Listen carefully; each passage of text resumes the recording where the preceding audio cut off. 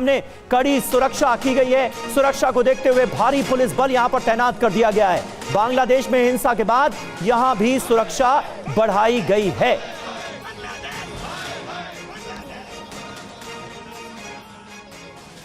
तो देखिए, सुरक्षा बढ़ाई गई है। बांग्लादेश उच्चायोग जो कि दिल्ली में मौजूद है वहां पर, क्योंकि तमाम तरह के प्रोटेस्ट यहां पर भी किए जा रहे हैं और कुछ हिंदू संगठनों ने विरोध जताया है। बांग्लादेश में जो अल्पसंख्यकों की स्थिति है उसको लेकर सवाल उठाए हैं। जितेंद्र भाटी हमारे संवाददाता दिल्ली में बांग्लादेश उच्चायोग के बाहर से हमारे साथ जुड़ चुके हैं। जितेंद्र, जरा तस्वीरें दिखाइए और बताइए वहां पर किस तरह के सुरक्षा इंतजाम किए गए।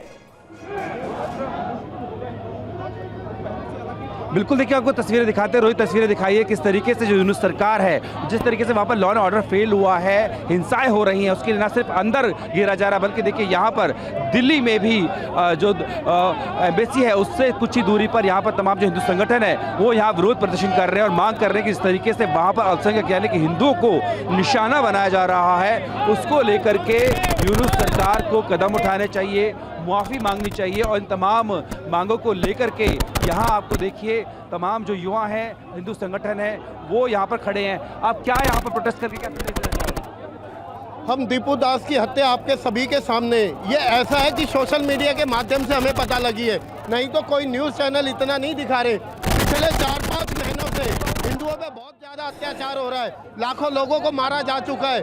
हमें आवाज़ उठानी होगी और भारत सरकार को भी इसमें संज्ञान लेना होगा और बांग्लादेश की सरकार पे दबाव बनाना होगा, उनके हत्यारों को जल्द से जल्द फांसी की सजा हो।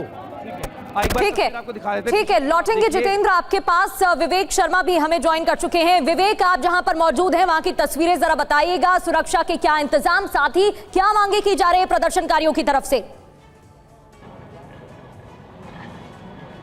देखिए, बात की जाए तो बांग्लादेश हाई कमीशन के बाहर जो है बीएसपी और साथ ही हिंदू संगठनों ने आज प्रदर्शन करने का ऐलान किया और इसी को देखते हुए करीब 3 लेयर की सुरक्षा व्यवस्था जो है वो बांग्लादेश हाई कमीशन के आसपास की गई है। इस वक्त आप देख सकते हैं तस्वीरों में कि यहाँ से महज 500 मीटर की दूरी पर बांग्लादेश हाई कमीशन है, जिसको देखते हुए यहाँ पर काफ़ी तादाद में जो पैरामिलिट्री फोर्स, दिल्ली पुलिस के जवान और साथ ही अन्य एजेंसीज के जवानों को तैनात किया गया है। यहाँ पे बाकायदा जो है वाटर कैनन लगा दी गई है और बैरिकेडिंग जो है पूरी सड़क पर कर दी गई है।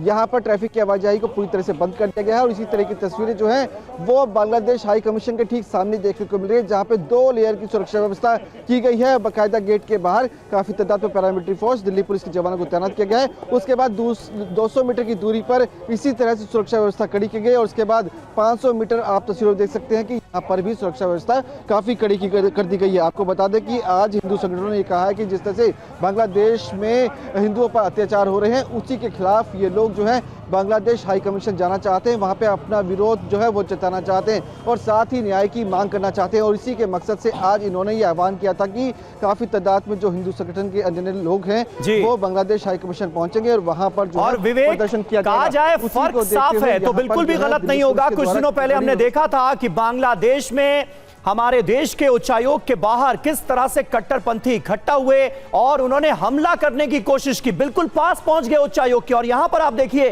500 मीटर दूर से, उच्चायोग के 500 मीटर दूर से विवेक शर्मा तस्वीरें दिखा रहे हैं, 3 लेयर सिक्योरिटी का इंतजाम किया गया, जबकि यहां पर शांतिपूर्वक प्रदर्शन हो रहा है, कोई हिंसा नहीं हो रही। और बांग्लादेश में क्या हुआ वो सबने देखा। तनवीर, आप हाथ उठा रहे हैं, क्या कहना चाह रहे हैं? मैं यहाँ पर गहरी रात हो गए, अभी न्यूयॉर्क में 1 बजे, तो आप मेरे को अगर मौका दे तो 2-4 बात बोलिए जल्दी से, लिए जाना होगा, अगर बुरा मत मानिए तो। बोलिए। मेरे कहने का मतलब था, सुन रहे हैं क्या आप लोग? हेलो, बोलिए तनवीर, बोलिए, आप ही को सुन रहे। आप सुन रहे हैं क्या? हाँ, मेरे कहने का मतलब था अभी जो ये जो हो रहा है बांग्लादेश का जो एम्बेसी के सामने, ये तो होना ही था, क्योंकि इंडिया के संप्रभुता और अखंडता के खिलाफ बांग्लादेश में खुलेआम अभी जो यूनुस का गवर्नमेंट है उसके साथ जुड़े हुए लोग खुलेआम ओपन कह रहे हैं, जो भी कह रहे हैं वो 7 सिस्टर को तोड़ देंगे, ये करेंगे, ये करेंगे। एक बराबर जो है इंडिया का असंप्रभुता और अखंडता के खिलाफ है। अभी जो हो रहा है, मैं आपको ये बात कहना चाह रहा हूँ, 3 साल पहले मैंने इंडियन फॉरेन अफेयर्स मिनिस्ट्री को मैंने एक चिट्ठी लिखा था ईमेल पे, अब जो बांग्लादेशी लोग को वीजा दे रहा है उसको यूएस के जैसा वीजा देने से पहले तो सोशल मीडिया जो है फेसबुक, इंस्टाग्राम जो भी है वो चेक करते हैं, फिर बाद में वीजा देता है। अब मैंने बार बार रिक्वेस्ट किया, क्योंकि अगर आप दिल से इंडिया के खिलाफ है तो इंडिया का वीजा पाना आपके लिए ये फिर आसान रहेगा, ऐसे नहीं होगा। जो लोग इंडिया के खिलाफ है, आप इंडिया क्यों जाए?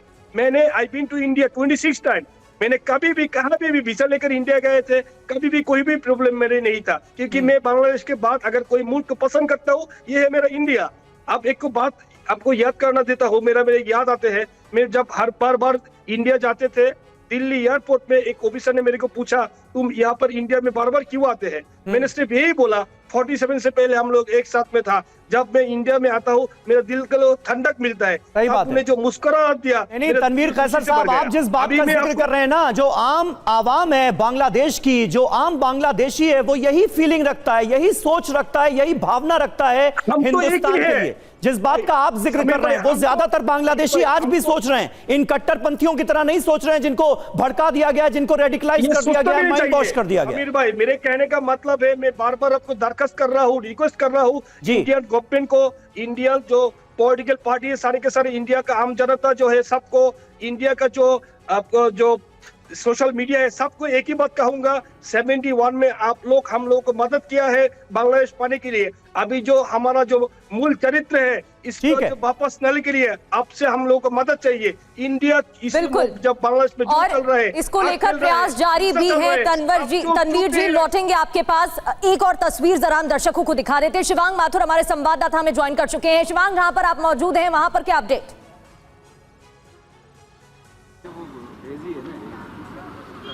देखिए, मैं ठीक बांग्लादेश हाई कमीशन के बाहर इस वक्त मौजूद हूं और जैसा मेरे सहयोगी विवेक ने बताया आपको कि मल्टी लेयर सिक्योरिटी की व्यवस्था की है दिल्ली पुलिस ने।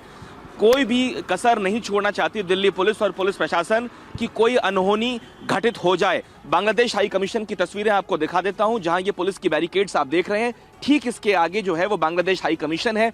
डॉक्टर एस राधाकृष्णन मार्ग पे बांग्लादेश हाई कमीशन जो है वो स्थित है और यहाँ पे कल देर शाम एक नोटिस लगाया गया था कि जो वीजा की सर्विसेज होती हैं, जो काउंसलर सर्विसेज होती हैं, उसको अस्थायी रूप से निलंबित कर दिया गया है। जो हालात बांग्लादेश के अंदर बने हुए हैं, जिस तरह की हिंसा वहां पिछले कुछ दिनों में देखने को मिली है और जिस तरह की राजनीति भारत और बांग्लादेश के लोगों को लेकर हो रही है, उसको देखते हुए और तमाम चीजों को देखते हुए ये काउंसलर सर्विसेज को बंद किया गया है। आपको बता दें कि बंगाल में भी शुभेंदु अधिकारी के नेतृत्व में कांग्रेस के कुछ नेताओं ने वहां की काउंसलर सर्विसेज पे भी जाके प्रोटेस्ट दर्ज कराया था और यहां भी कल दोपहर के अंदर करीब 20 से 25 लोग एकत्रित होकर अपना धरना प्रदर्शन करने के लिए आए थे। उसके बाद यह फैसला लिया गया कि इस काउंसलर सर्विसेज को बंद कर दिया जाए, वीजा सर्विसेज को फिलहाल स्थगित कर दिया जाए। अगर हम बांग्लादेश की बात करें तो ये खबरें सुबह सुबह निकल के आई कि बांग्लादेश की सरकार ने, वहां की विदेश मंत्रालय ने भारत के जो राजदूत हैं उनको समन किया है। और परसों की तस्वीर अगर आपको याद होगी, जब 12 दिसंबर को जो हादसा हमने देखा और जिस तरीके से भारत के हाई कमीशन पे ढाका के अंदर लगातार प्रदर्शन चल रहे थे, हिंसक प्रदर्शन चल रहे थे, उसके बाद जो हाई कमिश्नर है उनको समन किया गया था, जो बांग्लादेश के हाई कमिश्नर हैं भारत में। तो कुल मिला के भारत और बांग्लादेश के बीच जो रिश्तों की गर्माहट है उसमें कहीं ना कहीं बर्फ पड़ती हुई नजर आ रही है। और जिस तरीके से बांग्लादेश में लगातार पाकिस्तान और आईएसआई वहां पे अपनी गतिविधियों को अंजाम देते जा रहे हैं, अपनी गतिविधियों को बढ़ा रहे हैं, वहां की जो रेडिकलाइज्ड पब्लिक है, इन सब चीजों को देखते हुए हालात बहुत सेंसिटिव हैं और इन्हीं चीजों को ध्यान में रखते हुए जो प्रदर्शन भारत के अंदर हो रहे हैं उसको ध्यान में रखते हुए सुरक्षा को यहाँ पुख्ता इंतजाम किए गए हैं।